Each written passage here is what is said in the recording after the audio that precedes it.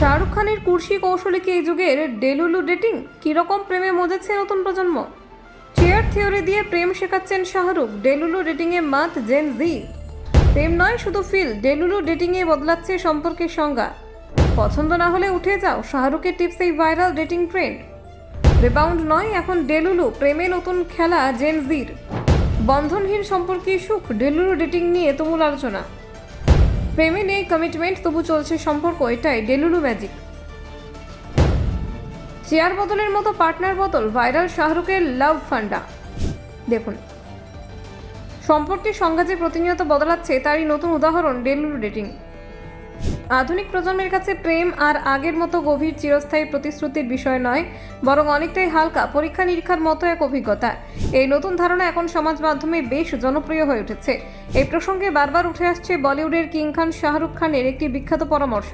তিনি সম্পর্ককে তুলনা করেছিলেন চেয়ার কেনার সঙ্গে। তার মতে, যেমন একটা চেয়ার কেনার আগে মানুষ বসে দেখে সেটি আরামদায়ক কিনা, তেমনই সম্পর্কের ক্ষেত্রে মানুষকে পরীক্ষা করে দেখা উচিত।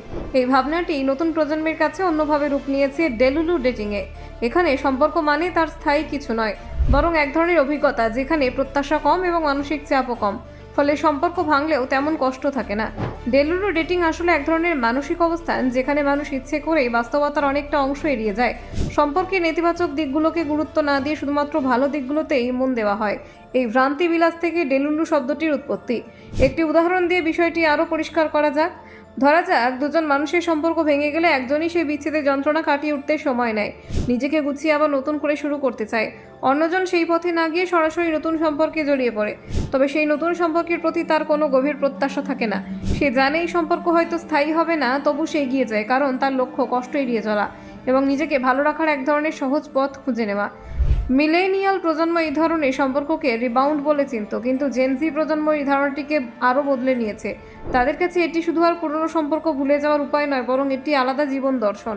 এই জীবন দর্শনের সম্পর্ক মানে কোনো বাঁধন নয়, বরং দুজন মানুষের মধ্যে এক ধরনের স্বতঃস্ফূর্ত সংযোগ, যা চলতে পারে যতদিন দুজনে উপভোগ করছে সেটা।